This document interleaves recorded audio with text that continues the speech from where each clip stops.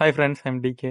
So early morning 3 o'clock தான் வந்து room போட்டு தூங்கணும். ஸோ அதுக்கப்புறம் 9 o'clock தூக்கம் வராமல் நான் எழுந்திரிச்சு பசங்கள்கிட்ட போயிட்டு எல்லாத்தையும் வாங்கிட்டு வந்துட்டேன். அதாவது எதுவுமே நாங்கள் வாங்காமல் வந்துட்டோம். ப்ரெஷ்ஷு, டூத்பேஸ்ட்ஸு, சோப்பு, ஷாம்பு, டீ முதற்கொண்டு இவங்களுக்கு வாங்கிட்டு வந்து கொடுத்துட்டேன். அப்பயும் இவங்க தூங்கிட்டு தான் இருந்தாங்க. சரி என்ன பண்ணுறது, நம்ம பசங்க தானே அப்படின்ட்டு குளிக்க ரெடி ஆகிட்டேன்.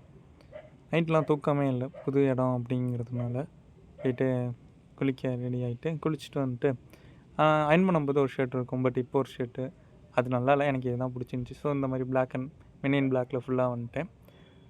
அதுக்கப்புறம் இவங்களையும் எப்படியோ கிளப்பி 11 o'clock தான் வந்து நாங்கள் கல்யாணத்துக்கு போனோம். போகிற பாதையில் இவங்க கல்யாணத்துக்கு வராமல் படத்துக்கு போகலாமா அப்படின்னு யோசிச்சுட்டு இருந்தாங்க. எப்படியோ அடித்து இவங்களை இழுத்துட்டு கல்யாண மண்டபத்துக்கு வந்தாச்சு நல்லபடியாக. வந்துட்டு இந்த கல்யாணம் பொண்ணு தான் நம்மளோட ஃப்ரெண்டு. அவங்க பிகாம் டிபார்ட்மெண்ட், நம்ம பிஏ டிபார்ட்மெண்ட்.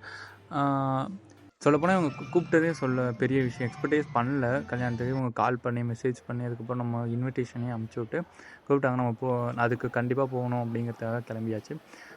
மேலே போனால் ரொம்ப ரிச்சுவல்ஸ் அவங்களோடலாம் இருந்துச்சு. லேட் ஆகுமே அப்படின்ட்டு போய் சாப்பிட போயிட்டோம். ஏன்னா காலைல சாப்பிடவும் இல்லை, 11 o'clock தான் போனோம். சரி காலை சாப்பாடு சாப்பிடல, உடனே சாப்பிட்லான்னு சாப்பிட்டாச்சு.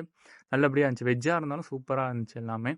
நம்ம பசங்க தான் போகிற இடம்லாம் புரோட்டா சாப்பிட்ற மாதிரி நான்வெஜ் பார்த்தாங்க. பட் அது கிடைக்கலன்னு டிசப்பாயின்மெண்ட் ஆகிட்டாங்க. பட் அதையும் சாப்பிட்டு ஐஸ்கிரீமையும் ஸ்நாச் பண்ணிட்டு அப்புறமேட்டு பீடாவும் சாப்பிட்டு மேலே வந்தால் குட்டீஸ்லாம் டான்ஸ் ஆடிட்டு இருந்தாங்க. அதையும் பார்த்துட்டு அப்புறம் பாட்டும் பாடினாங்க. அதெல்லாம் பார்த்துட்டு மேலே ஸ்டேஜுக்கு போயிட்டோம்.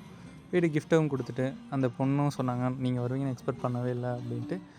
நம்ம மனசார எல்லாமே வாழ்த்திட்டு கிஃப்ட்டை கொடுத்துட்டு அங்கேருந்து கிளம்பியாச்சு. பாய், see you next video.